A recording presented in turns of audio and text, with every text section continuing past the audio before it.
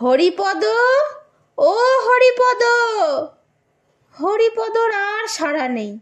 সবাই মিলে এত চেঁচাচ্ছ, হরিপদ আর সাড়াই দেয় না। কেন, হরিপদ কালা নাকি? কানে কম শোনে বুঝি? না, কম শুনবে কেন? বেশ দিব্যি পরিষ্কার শুনতে পায়। তবে হরিপদ কি বাড়ি নেই? তা কেন, হরিপদর মুখ ভরা ক্ষীরের নাড়ু, ফেলতেও পারে না, গিলতেও পারে না, কথা বলবে কি করে? আবার ডাক শুনে ছুটেও আসতে পারে না, তাহলে যে ধরা পড়ে যাবে। তাই সে তাড়াতাড়ি নাড়ু গিলছে আর জল খাচ্ছে। আর যতই গিলতে যাচ্ছে ততই গলার মধ্যে নাড়ুগুলো আঠার মতো আটকে যাচ্ছে। বিষম খাওয়ার জোগাড় আর কি।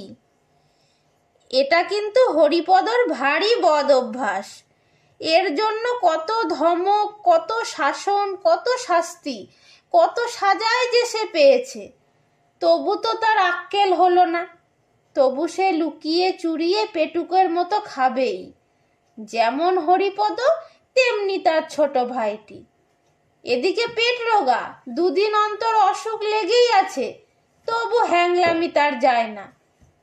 সেই যে এক বিষম পেটুকের গল্প শুনেছিলাম, সে একদিন এক বড় নেমন্তন্নর দিনে প্রতিজ্ঞা করেছিল, আজ আমি নেমন্তন্নে যাব না।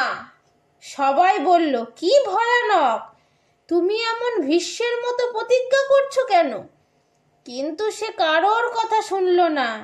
ঘরের মধ্যে লেপ মুড়ি দিয়ে শুয়ে রইল আর সকলকে বলে দিল, ভাই, তোমরা আমার ঘরের বাইরে তালা লাগিয়ে দাও। পেটুক মশাই ঘরের মধ্যে বন্ধ আছেন, কিন্তু মনটাকে তো আর বন্ধ করে রাখা যায় না। মনটা তার ঘুরে বেড়াচ্ছে সেই নেমন্তন্নের জায়গায়। সে ভাবছে, এতক্ষণে বোধহয় আসন পেতেছে আর পাত পড়েছে, এইবারে বোধহয় খেতে ডাকছে। কি খেতে দিচ্ছে? লুচি নিশ্চয়ই। লুচি আর বেগুন ভাজা দিয়ে গেছে, এবার ডাল, তরকারি, ছক্কা সব আসছে। তা আসুক, আমি তো আর যাচ্ছি না। এইবারে কি মাছের কালিয়া, তারপরে মাংস বুঝি? তা হোক না, আমি তো আর যাচ্ছি না। মাংসটা না জানি কেমন রেঁধেছে। সেবারে ওদের বাড়ির রান্না অতি চমৎকার হয়েছিল। অবশ্যই এখনো সময় আছে, কিন্তু থাকলেই বাকি, আমি তো যাচ্ছি না। যাক, এতক্ষণে টক দেওয়া হয়েছে, এইবারে দই, রাবড়ি আর রসগোল্লা। ওই যা, ফুরিয়ে গেল তো, বলেই এক লাফে জানলা টপকে হাঁপাতে হাঁপাতে সে নেমন্তন্নের জায়গায় গিয়ে হাজির। আমাদের হরিপদ দশাও ঠিক তাই। যেদিন শাস্তিটা একটু শক্ত রকমের হয়, তারপর কয়েকদিন ধরে প্রতিজ্ঞা থাকে, এমন কাজ আর করব না।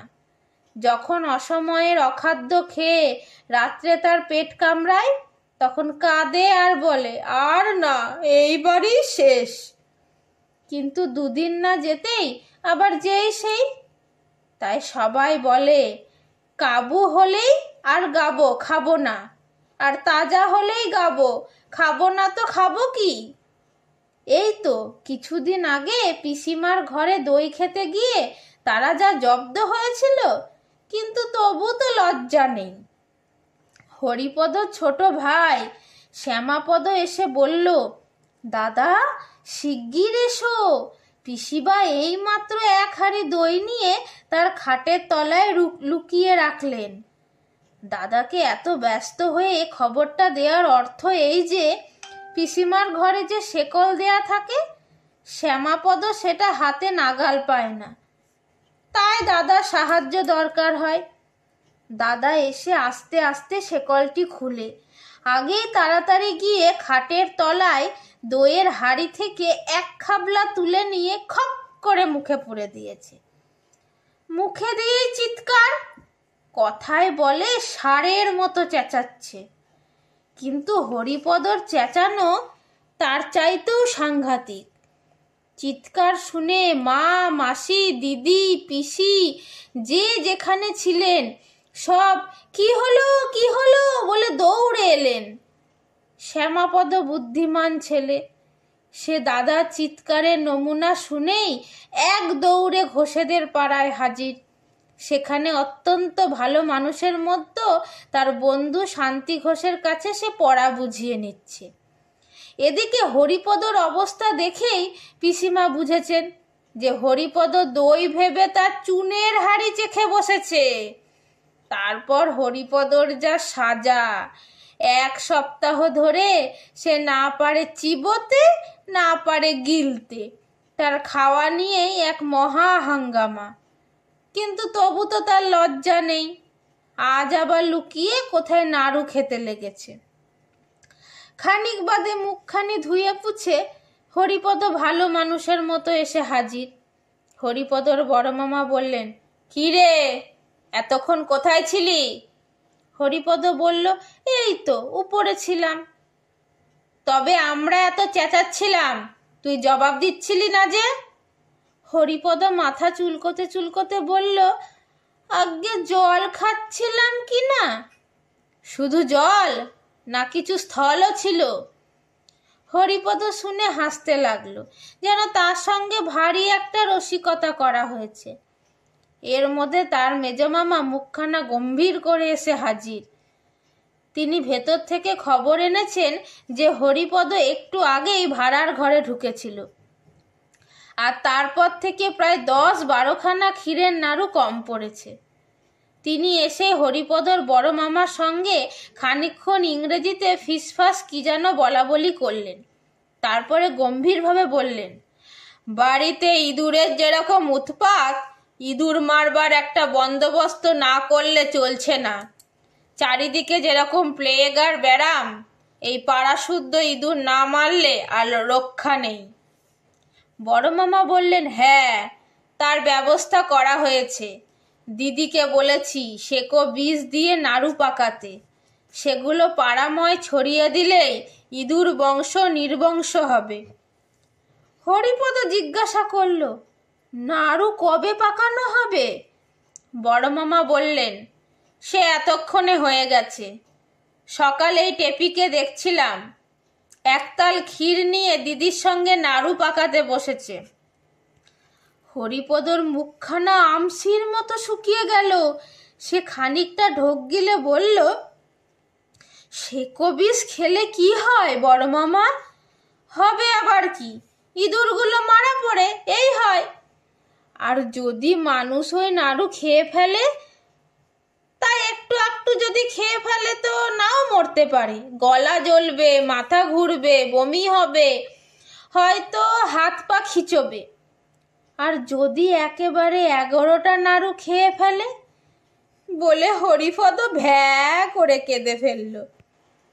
তখন বড় মামা হাসি চেপে অত্যন্ত গম্ভীর হয়ে বললেন, বলিস কি রে, তুই খেয়েছিস নাকি? হরিপদ কাঁদতে কাঁদতে বলল, হ্যাঁ বড় মামা, তার মধ্যে 7টা খুব বড় বড় ছিল।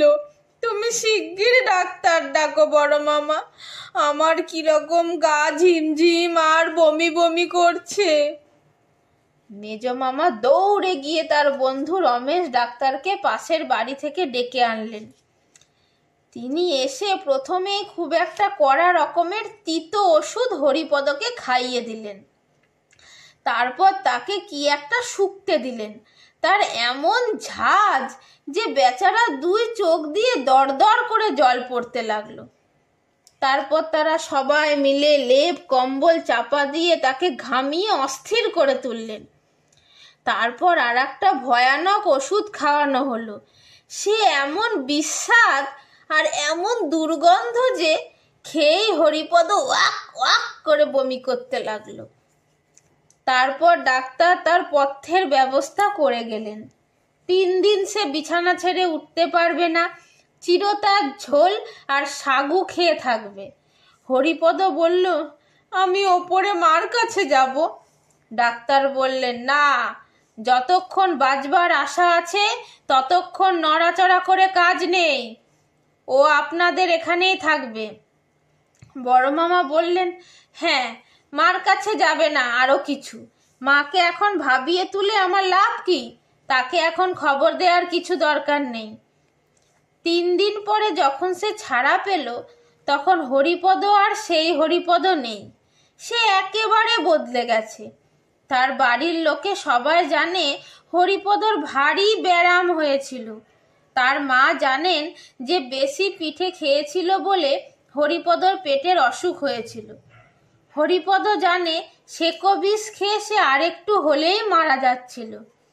কিন্তু আসল ব্যাপারটা যে কি তা জানে কেবল হরিপদর বড় মামা আর মেজ মামা, আর জানে রমেশ ডাক্তার। আর এখন জানলে তোমরা, যারা এই গল্প পড়ছো।